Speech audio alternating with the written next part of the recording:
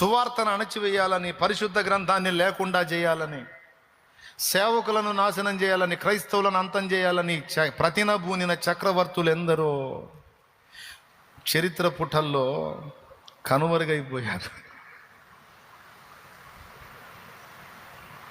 Bible గ్రంథమే లేకుండా చేస్తానన్నాడు ఒకడు భూమి మీద. చివరికి వాడింటినే తీసుకొని ప్రింటింగ్ ప్రెస్ పెట్టారు, బైబిల్ ప్రింటింగ్ ప్రెస్. వాడిపోయాడు.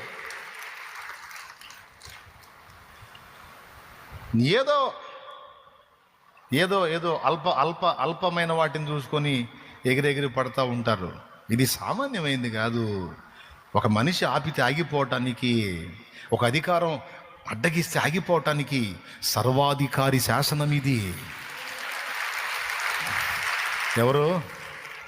బలశౌర్యము గల నా యేసయ్యా, శతకోటి సైన్యములైన నీకు సాటియగుదురా. బలశౌర్యము గల నా యేసయ్యా, శతకోటి సైన్యములైన నీకు సాటియగుదురా. చాలామంది ట్రై చేశారు సువార్తను ఆపేయాలని. అధికారాలు, ప్రభుత్వాలు, రాజ్యాలు, రాజులు, రంగప్పలు, వాళ్ళు పూనిన ప్రతిమలన్నీ అయిపోయినాయి. కానీ అప్పటి నుంచి ఇప్పటిదాకా యేసయ్య రగిల్చినటువంటి సువార్త జ్వాల ఇంతవరకు ఆరిపోలా. దాన్ని ఆర్పటం ఆపటం ఎవడి తరం కాదు కూడా.